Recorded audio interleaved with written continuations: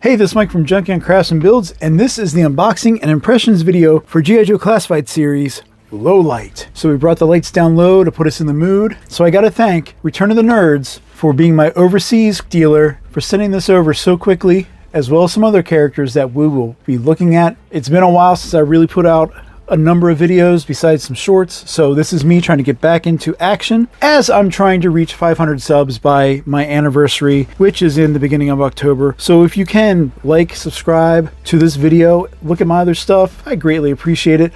I'm not looking to be monetized. It's all for my satisfaction of knowing that I have people that like what I'm doing. Let's move on to the box though.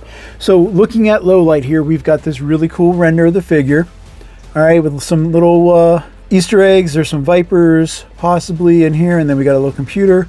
Get this nice little artistic drawing here of Low Light, and then we have all the accessories. So here's the side of the box with the QR code if you so desire, and he is number 86. So then we're going to move right onto the back. He is 6.3 inches tall. He's got a bunch of accessories, and he's got some details, and you can see all these little stats which you really don't care about. And then there's a larger image of that drawing. Let's get him out of this box right now. So here we have the figure out of the packaging, and like the other figures we've seen with this new packaging, he comes in this really cool cardboard box that has the same image that's on the outside of the packaging. But one thing that was cool with this wave, instead of the twine ties, Hasbro is back to putting the little plastic pull ties. First thing we're going to do is zoom in and look at all of his accessories that he comes with. We're going to start with his backpack. Again, this is a really nice sculpt. Some cues from Outback that I'm getting a feel for, but this looks pretty much new in my opinion. Again, it's all gray plastic molded. Some really good sculpt. Can do a little dry brush and really bring out some of that sculpt, but it looks really good. And we got a little pin here to put a weapon onto, which we will get to next. We have his SMG. Again, it's very stylized, futuristic, not really a real weapon to my knowledge, but I'm sure if I am incorrect, someone will correct me on that. But again, it's cool. It's all black plastic. Note, it is not the gummy plastic, the PVC that we've been seeing, so that is a plus. It is blast effect compatible, as most Joe weapons are nowadays. He does come with this little small magazine here. It's very thin, and it slides right into that slot for the weapon. This weapon will connect to that little plug on the side, so there you have storage for that or for his other weapons. Next, he comes with knife, and I think this is a new sculpt.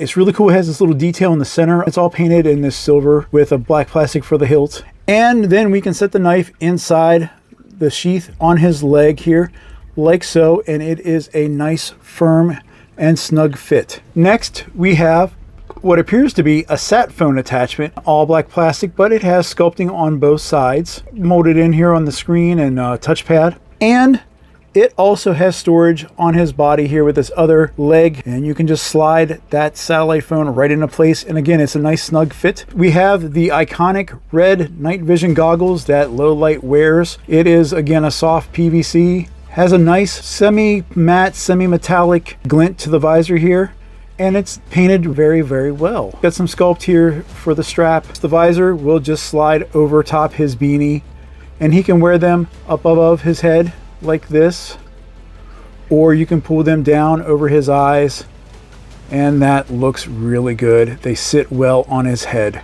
And we come to the final accessory, which again is the signature piece for Low Light, and this is his case that holds his sniper rifle. It's all gray plastic. It's very nicely sculpted and reminiscent of one of the previous versions of Low Light, sculpted by someone. That's all I'm going to say. It's really nicely done. I mean, the sculpt for the handle, all the straps are there. It's got a little bit of a texture. You can actually feel it.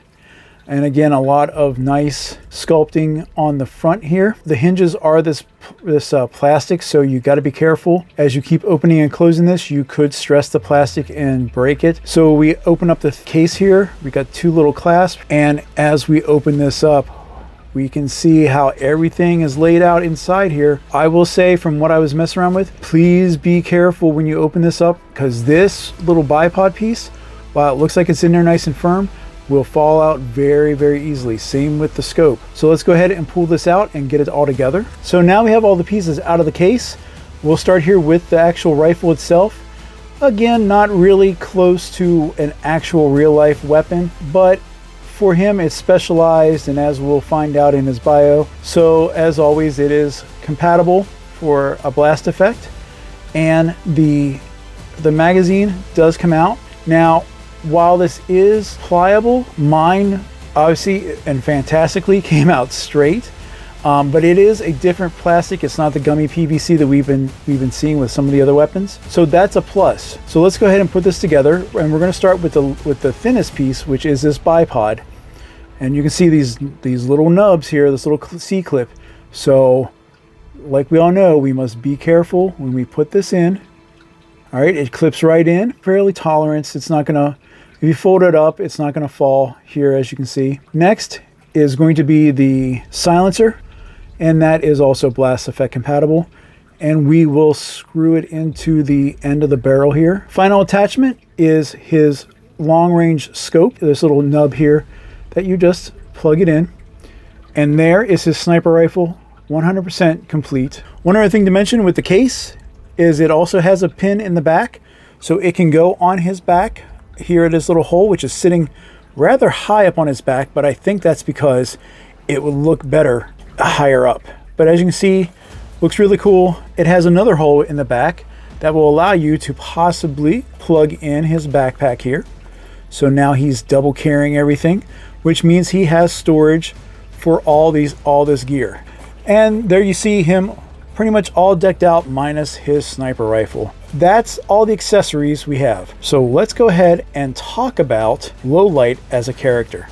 So I want to give some shout outs as part of my research for Lowlight and cite the sources that I gathered this information from, and that is JLS Comics, so check out his channel, as well as Yojo.com and Joepedia. Check them out. So Lowlight's real name is Cooper McBride, and he grew up in Crosby, North Dakota, and this is his backstory. With his history between the bio card and stuff, there's a slight variation between some of the events of his youth. On his vintage bio card, Lowlight has a genuine fear of loud noises, animals, and especially the unknown terrors that are hid in darkness. When he became lost during a hunting trip with his father, Lowlight had to wander in the darkness of the woods for up to 3 weeks. But when he was found, instead of being frozen in fear, he rose up with an appreciation and love for darkness that carried him into adulthood. Experience in his youth has been depicted in both the Marvel Comics limited series G.I. Joe Order of Battle and in the second release of his toy and its bio card. In issue 1 of the series, Lowlight's bio was described where he had an experience with his father, and that his father forced him to stay at a local dump and was told not to return home until he had 20 dead rats with him. So that experience really depicted his father as having abusive tendencies. With his new appreciation for the darkness and apparently newly developed marksman skills, Lowlight entered the army and continued to become an expert in a variety of long-barreled weapons. He also mastered how to calculate variances into his long-range training. His efforts and accolades allowed him to rise in the enlisted ranks, and he even became an instructor at the Army Marksman Program at Fort Benning. Lowlight also holds patents for components in next-generation night vision tools. So when the Joes began expanding their ranks to cover special operations skill sets, Cooper, now going by the codename Lowlight, was brought in for night operations. His vintage toy has had 9 releases since its initial run in 1986 through his final 3 3/4 release in 2011. So we're going to primarily focus on the first 3 versions of the figure. Version 1, aka the classic uniform here, was in the 5th series of figure releases of G.I. Joe. That wave started in 1986. The first version of this figure was discontinued in 1988. His mold was recolored and was part of the 8th release for the sub-team of Slaughter's Marauders. He brought along the same accessories from his first release and was sold between 1989 through 1991. In 1991, though, we saw a drastic redesign of Lowlight. Gone was the gray jumpsuit and beanie. Now Lowlight was dressed in a padded suit of black, gray, brown, and dark bluish green gear accents. Additionally, gone was the clean-shaven blonde-haired sniper.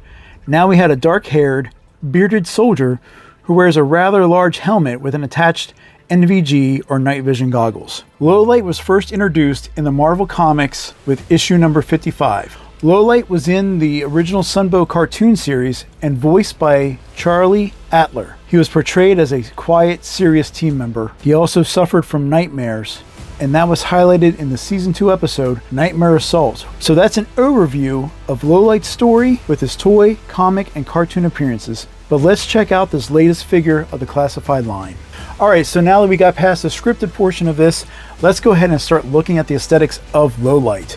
And I am really happy and impressed with how this guy looks. So starting at the top, let's go ahead and just start looking at this figure, and really what they have done here is really nice. So we'll start at the top here and look at this sculpt. And again, that face, it's really well done. Now they did take some modern, they've sculpted some extra lines to kind of show that he doesn't sleep well. Going down here onto the body, the sculpt work is really sharp. It definitely looks just like the vintage figure. This gray jumpsuit is really beautifully sculpted. It's got some wrinkles and stuff. Again, we got these molded in pockets in there because he can be out in the wild for extended periods of time, so he has to have some storage besides his backpack. Moving on down here to the sculpt in the arms. Again, proportionally, he looks really good. And he's got this padding here on the side of his forearm that wraps around. There's a picture of the back showing these back straps. So moving down to the legs, we see that, you know, this continuation of the sculpt with the wrinkles and stuff and the padding, this textured line running down the length of the leg and also meets up here with the waist. Then we get these pads down here on his calves and his boots. All in all, aesthetically, it's nice. His other aesthetics, you know, like I said, I'm bringing this back out. This is just really nice. It's a good addition, and the fact that you can store that and the backpack on it is really cool. The fact we can remove the visor and put it back on. I will say, when I was talking about, please be careful. So like I said, as I was keeping this rifle in his hand, you can see now that the plastic is kind of starting to bend, so be careful with that. Another thing to be aware of is this scope. The tolerance is not that strong, so it has a tendency to pop right back out. So please be aware when you're manipulating this. So going through articulation, for the most part, he is as articulated as any other classified figure, with the exception of the butterfly joints. And that is something that is also new with this wave. Get a T-pose fairly easily, but as you see here, the butterfly is sculpted a little differently. This was kind of like more how McFarlane does his articulation, that actually blends into the form of the figure a little bit better. So he can actually kind of get his hands in towards his body. He has a little better range, and he can actually expand his arms out a little further here. So that's really cool, and it's a good change for this line. So starting back here at the top of his head, he's on a double ball peg. He can look up that far. He can look down that far. And he can also tilt his head. So when you're wanting to pose him staring down the scope of his rifle, you should be able to do that. On this hand, we have obviously wrist rotation, and we have a hinge in and out. For this hand, we have a hinge. For this hand, we have a hinge up and down, that he can bend back that far and bend down a fair amount. He can do that far of a split. He can lift his leg up fairly decent, especially if you have the ab crunch built in. He can do some sort of crazy high kicks or whatever. Double pinless double jointed knee that goes back that far. We have a boot cut, and for the toes, like always, we can go down that far, up that far, and we have a very substantial pivot. So like I said, most articulation that we've seen already with classified series, but again with this new wave, which is wave 15, we have that upgraded butterfly joint, which is really nice. So with that, we'll do some quick comparisons. And for our first comparison, I'll use the same Cobra Troopers that I had earlier, the Cobra Island exclusive male figure buck and the new Cobra Valkyries figure. Really nice, well thought out engineering for this world. And what would a Junkion video be about action figures without bringing in a little Valaverse, where we have Trigger and the Joe Fest exclusive Warpath Eclipse. It is a great time to be a collector. And to continue on the world building and world expanding views here, I have them with a variety of other figures. So final impressions of G.I. Joe Classified Series number 86 Low Light. This is the 15th wave of Classified Series, folks. We have been getting a lot of figures from the G.I. Joe Classified team. His sculpt and paint deco are on point. I have no issues with this guy. Everything looks fantastic on him. The new sculpt with the new body parts, again, fantastic. He is a direct representation of the old vintage line with some modern refinements. All the tolerances on the figure. My copy, after manipulating a little while, the ab crunch is a little loose, but that's not a big deal for me. I think he can really be okay, just a little kiki on him, but all of his other tolerances are really good. The accessories are nice, still a little basic in regards to some paint when there is paint, like on the blade. It could use a little touch up, but that's kind of the beauty of the customizers here. Now, while we have seen some improvements with the weapon, they're not as gummy on this figure. Over time, especially when you start manipulating that sniper rifle and the stock and trying to put that into posing, you are going to see a little bit of bend and a little tolerance. So you just got to be careful. I don't see why you wouldn't want to have him in your collection. That's pretty much all I have to say. I hope you enjoyed the video. And again, I'm on my way to 500. I could definitely use your help by liking, sharing, and subscribing to my channel. I would greatly appreciate it. Thank you all very much. Bye.